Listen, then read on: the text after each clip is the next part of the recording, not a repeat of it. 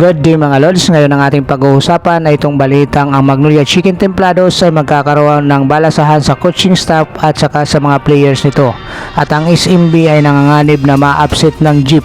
Pero bago tayo magpatuloy, kung bago ka pa lang sa aking munting YouTube channel ay humihingi po ako ng likes, share and subscribe. Maraming salamat mga Lods in advance. So ayon nga dito sa report ng Spin.ph ni Sir Jerry Ramos, Magnolia revamp its aging roster after early exit.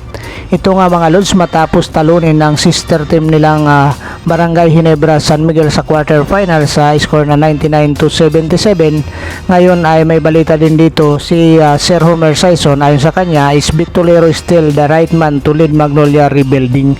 Ayon naman dito kay Coach Tab Baldwin, ayon sa kanya dito ay nagustuhan nga niya yung klase ng pag-coach ni Coach Chito Victolero, lalong-lalo na itong kanyang depensa na pinapatakbo dito sa team. Ayon kay Coach Tab Baldwin, sa katunayan nga mga Lods, itong half shot ay rank number 3 in both points in field goal, the percentage allowed 89.8 at saka 42.9 respectively. They are number 5 in assist allowed and number 8 in free throw surrendered. Ayon nga dito mga Lods, ito yung mga patunay na talagang itong si Coach Chito Victolero ay more on defense nga itong kanilang pinapatakbo. So dito nga mga Lods, lumalabas dito sa balita na itong Magnolia Chicken Templados ay magkakaroon ng rebuilding dahil isa dito mga Lods ay nagkakaroon na ng edad itong kanilang mga player. Itong si Puli nga mga Lods, sa patunay dito ay humihina na nga itong kanyang nagiging production. Sa edad nga nitong si Puli na 35 years old, medyo hindi na siya dito consistent sa Magnolia Chicken Templados. So nagiging pabigat na kung tutusin. Isa pa dito mga Lods, sa sinasabing pabigat na rin para dito sa Magnolia Chicken Templados ay itong si Calvin Abueva. So si Calvin Abueva naman ay 36 years old mga Lods. So dito nga, batay dito sa mga report nitong Spin.ph, ngayon ang Magnolia Chicken Templados ay nag-average na ng 34 years old. At lalong-lalo na itong si Rafi Reyes ng mga Lods ay 42 years old na nga ito at ginagamit pa rin ni Coach Chito Victolero. Kaya minsan nakakatulong, minsan naman dito nga mga Lods ay nagiging pabigat dito sa kupunan dahil na rin sa medyo mga bata pa ngayon nagiging kasabayan nito. At itong si Rom De La Rosa naman mga Lods, isa rin sa hindi na rin naging consistent dito. Maganda ang kanyang depensa pero pagdating sa opensiba ay hindi na nga ito nagiging consistent din itong si Rom De La Rosa.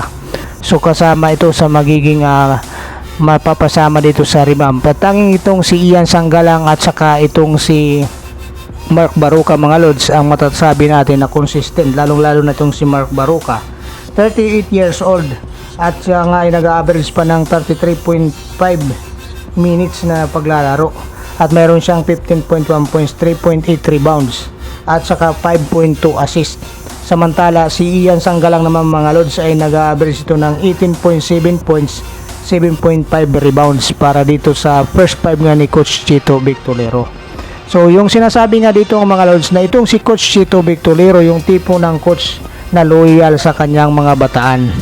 Kaya ito nga mga Lods, ayon nga dito, Magnolia roster shake up ayon kay Sir Jerry Ramos. So dahil dito sa nagkakaedad na nga itong kupunan ng Magnolia Chicken Templados, ito yung nakikitang liability ngayon ng mga reporter at lalong-lalo na itong mga sports analyst na itong Magnolia ang naging pabigat na sa kanila itong pagkakaroon ng aging itong kanilang mga player.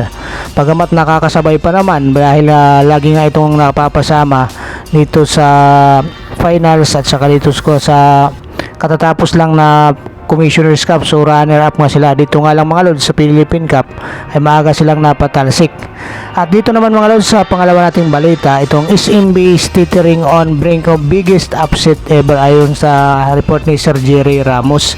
So matapos nga itong mga Lods talunin ng number 8 seeded na Tira Firma Jeep, nanganganib nga itong San Miguel Bermen na maulit ang mga naunang mga history sa PBA nga mga Lods na natalo sa number 8 seeded pagdating dito sa quarterfinals. So ngayon nga mga lods, ang iniiwasan ng San Miguel Bearmen coaching staff at saka mga player na mapasama sila sa history nitong mga natalo na number 1 seeded ng number 8 dito sa quarterfinals. Katulad nga dito mga lods sa report ng Spin.ph si Sir Jerry Ramos, 2011 Powerade natalo ang Bimig sa kanilang quarterfinals.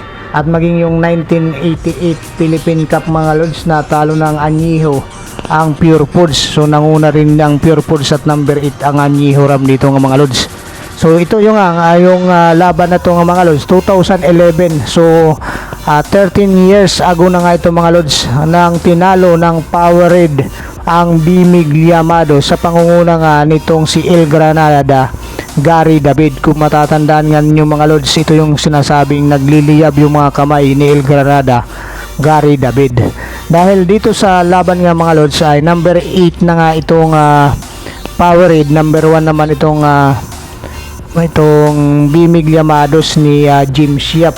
So sa first game nga mga lods ay tinalo nga nila ito sa score na 97-88, kung saan umiscore dito si El Granada Gary David ng 32 points nga mga lods. At naulit naman nila ito sa second game. At kaya ito nga mga lods umiscore naman dito itong si El Granada Gary David ng 37 points nga mga lods. At walong 3 points shot ang kanyang naipasok dito para masilat nila itong Bimig Liamados na ang coach dito ay si Coach Tim Conpa. At isa pa dito mga lods yung 1988 Philippine Cup Anyiho Ram at saka itong Pure Foods. So tinalo rin nitong number 8 na Anyiho Ram ang number 1 seeded na Pure Foods. So ito yung mga iniiwasan ng mga lods ng San Miguel Bearmen na mapabilang sila dito sa nakaukit na sa history ng PBE. So ito ay pinangunahan nga ni Robert Jaworski, the living legend Robert Jaworski. At sa Pure Foods naman nandiyan pa si Jerry Condiniera nga mga lods. Ito yung mga player na mga sikat pa nung mga panahon na to. At ang dami pang manunood dito mga lods. Ito yung inaabangan na physical pa ang laban dito ng mga lods. At isa pa dito mga lods yung 1980 UTX Wrangler versus Toyota. So overtime open conference finals, tinalo rin nitong UTX Wrangler itong Toyota.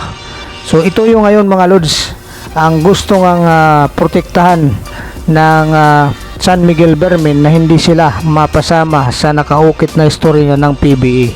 At ito namang Tira Firma Jeep ay gusto namang mapasama dito sa history na sila yung tumalo sa number 1 seeded katulad ng nagawa ng Powerade ng Anyiho Ram at saka UTX Wrangler.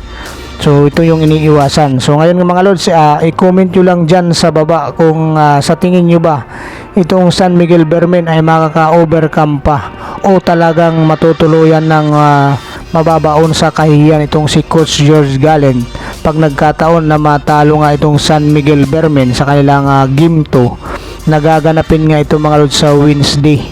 At ito nga mga lods, maging masaya na kaya itong Tira Firma Jeep ni Coach Johnny Del Cardel at sila na makapasok sa semi-finals. So antabayan na natin